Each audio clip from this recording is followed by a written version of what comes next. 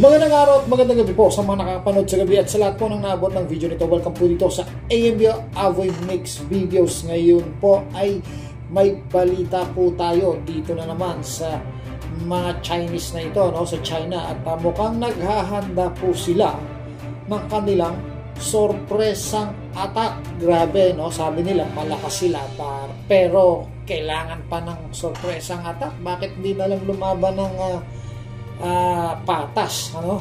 So itong balitang po ito ay mula sa Net25. So pakinggan po natin itong balitang ito. China is increasing military activities near Taiwan and honing its ability to stage a surprise attack. Ito ang naging babala ng Taiwanese Defense Ministry sa pinakabagong ulat nito ukol sa estado ng seguridad ng kanilang bansa. 中共军力日益扩张，以及频密运用灰色地带的胁迫手段，对印太地区乃至全球安全形成了军事的威胁与挑战，更加剧台海情势的不稳定。因应国际形势和区域环境的变化，区域内各国发展多以提升国防预算、强化防卫力量以为因应，以应对各种安全挑战及威胁。 Base ito sa pinakabagong defense assessment na isinagawa ng Taiwanese National Ministry of Defense na inilabas nila nitong Huwebes. Sa ulat na inilabas tuwing bawat 2 taon, inilahad ng Taiwan na mula 2022 ay may 7 malaking war games na isinagawa sa paligid ng isla ng China. Gumagamit si Beijing o ang Beijing ngayon ng mga tinatawag na gray zone harassment tactics katulad ng Coast Guard patrols, paninira ng undersea cables, surveillance balloons na hindi tuwirang digmaan pero naglalagay ng pressure sa Taiwan at nagtataas naman ang tensyon sa buong rehiyon na inaasahan nilang magre-resulta sa pag-atake ng mas maliliit na bansa sa Beijing na magiging mitsa naman ang tuluyang pakikipaggera at pananakop ng China. So, niligay po natin sa ating thumbnail na atake ito pwedeng sa Pilipinas o kaya sa Taiwan. Bakit po? Pwede po kasi nga unahin nila yung kung saan may tanggulan. Kagaya po nung nangyari dito sa ginawa ng Japan, dito sa Pearl Harbor. Bago po nila sinalakay ang Pilipinas, alam kasi nila may base militar dito ang US. So may tulong kaagad na gaganap na pwedeng magresolba ng agarang responde kung sasalakayin nila ang Pilipinas agad-agad. Pero hindi po. Una nilang sinalakay ang Pearl Harbor. Alam naman natin yan, bago nila nilusob ang Pilipinas, para nga naman wala nang re-responde kaagad. At naging matagumpay po ang pag-surprise attack na yon ng Japanese, Ito yung nung World War II, bago po nila salakayin ng Pilipinas. Posible kayang maulit ito, At dito sa Pilipinas, ang unang sorpresang attack bago nila kunin o sakupin ang Taiwan. So, kung magkakaroon ng sorpresang attack, uunahin muna nila malamang sa malamang ang mga pwedeng magtanggol dito sa Taiwan. So lahat po kasi yan, may base ang Amerikano dyan.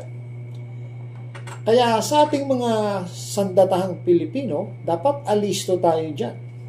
Kung may banta ng gano'n ng China na isang sorpresang attack sa Taiwan, dapat ang thinking natin, tayo ang unang sasalakayin. Kasi narito ang tanggulan na maaaring magpigil sa pagsakop sa Taiwan.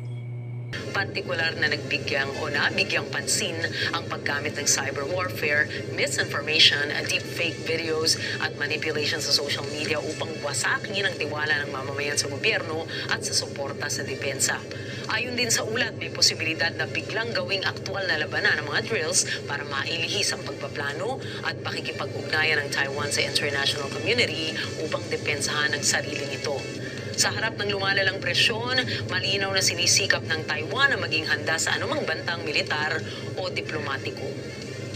我军依防卫固守、重层各组军事战略指导，建构多域拒止韧性防卫作战准备方向，强调敏捷快速战备应变、不对称战法、去中心化的运作及削弱策略等作为，并依照建构不对称战力、强化作战韧性、提升后备战力及后置灰色地带应处能量4项原则进行战力整建，提升整体战防卫的力量，打造有效嚇阻击退敌进犯的可视战力。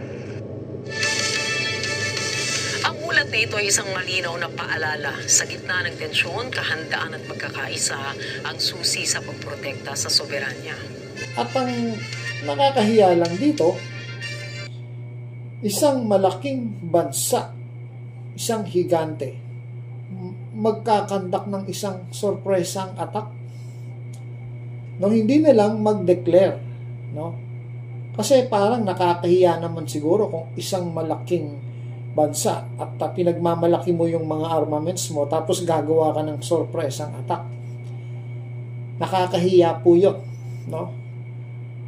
Sana isa lang itong wrong information mula sa binibigay ng mga source. Hindi natin alam kung saan nanggaling yung source na yan, na ganyang balita, kesa magkatotoo, no? Pero nandun pa rin yung dapat na pagiging alisto natin, ano? Wag na tayong tawagin na wag na nating ulitin yung mga malinong nakaraan, no? Dapat sa mga panahon ngayon maging alisto tayo, lalo't laging nagbabanta ang kalaban. So hanggang dito na lang po at maraming salamat po.